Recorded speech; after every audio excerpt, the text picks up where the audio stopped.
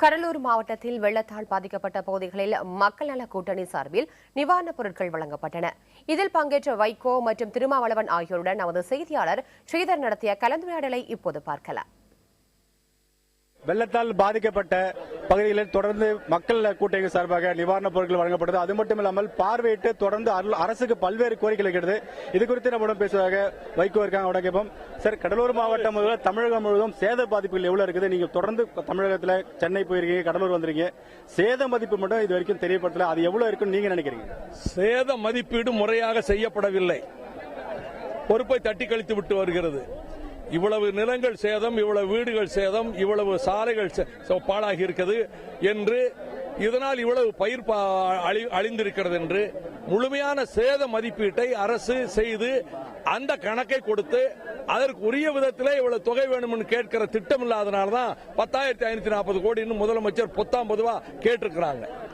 1,00,000 கோடிக்கு சேதம் இருக்கும் சொன்னா இவர்கள் கணக்கெடுக்கின்ற சேத கணக்கீட்டையே அவர்கள் முறையாக எடுக்கவில்லை. தானே புயல்ல நாங்க இங்க 90,000 வீடு, அங்க 10,000 வீடு கட்டி கொடுக்கிறோம் சொன்னாங்க. இன்னும் முழுமை பெறவில்லை. இப்பொழுது புதிதாக வீடு கட்டி கொடுக்கிறோம் சொல்றாங்க. இந்த வீடுகள் ஏற்கனவே யாருக்கு கொடுக்க போறாங்க? இது ஆளுங்கட்சிக்கு வாக்கு வங்கி ஆக்குவதற்காக தேர்ந்தெடுத்து கொடுக்கக்கூடிய விதத்திலும் அது மேலும் ஊழலுக்கு வழிவகுப்பதாகவும் இருக்கக்கூடாது. ஏற்கனவே அதை பற்றி ஒரு வெள்ளை அறிக்கை வெளியிட வேண்டும். தொடர்ந்து கடலூர் மாவட்டத்தில் மக்கள் நல கூட்டணி சார்பாக நிவாரணப் பணிகள் கொடுக்கப்படும். இது குறித்து நம்முடன் பேசுவாங்க திருமாவளவன் இருக்க. அவட கேட்போம். சார், தொடர்ந்து கடலூர் மாவட்டத்தில் மழை பாதிப்பு மட்டும் இல்லாமல் நெய்வேலி நிறுவனத்தால் மட்டும் அதிக அளவு பாதிப்பு இருக்குது. இது குறித்து உங்க தகவலை அரசுக்கு எப்படி தெரியப்படுத்துறீங்க? எப்படி இதை தடுக்க போறீங்க வருங்காலங்களில்? அரசுக்கு தெரியாத உண்மை அல்ல.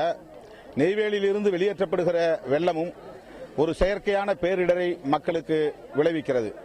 ஆகவே நெய்வேலி நிர்வாகமும் இதற்கு பொறுப்பேற்க வேண்டும், மத்திய அரசும் இதற்கு பொறுப்பேற்க வேண்டும்.